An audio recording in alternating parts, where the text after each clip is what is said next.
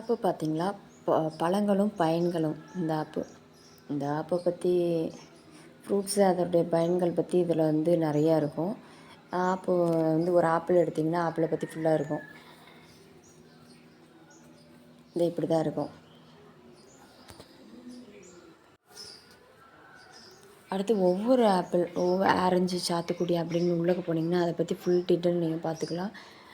நம்மளுக்கு இந்த கொடியில் வளர்றது அப்படின்னு எல்லாமே இருக்கும். நம்ம ஆப்பை வந்து இப்போ உள்ளே போய் பார்க்கலாம். இந்த ஆப்பில் பார்த்தீங்கன்னா எல்லாமே நல்லா தான் ரிவ்யூ கொடுத்துருக்காங்க.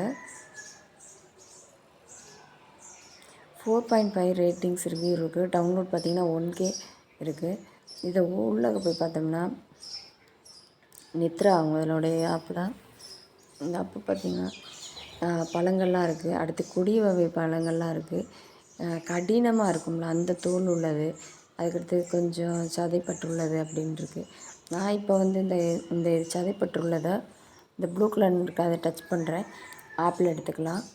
இப்போ ஆப்பிளை பற்றி ஃபுல் டீட்டெயில் இருக்கும். ஆப்பிளோடைய பயன்கள், அது எந்த மாதத்தில் வரும், விளையும், அதில் என்னென்ன ஊட்டச்சத்துக்கள்லாம் இருக்குது, அப்புறம் ஆப்பிளை பற்றி டீட்டெயிலாம் இருக்குது.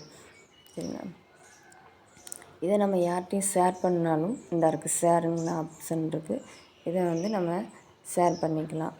அப்புறம் இதை லைக் பண்ணாலும் லைக் பண்ணி நீங்கள் வந்து சேமித்து வச்சுக்கலாம். உங்களுக்கு தேவைப்படும் போது இதை எடுத்து யூஸ் பண்ணிக்கலாம். இதை காப்பிலாம் பண்ண முடியாது.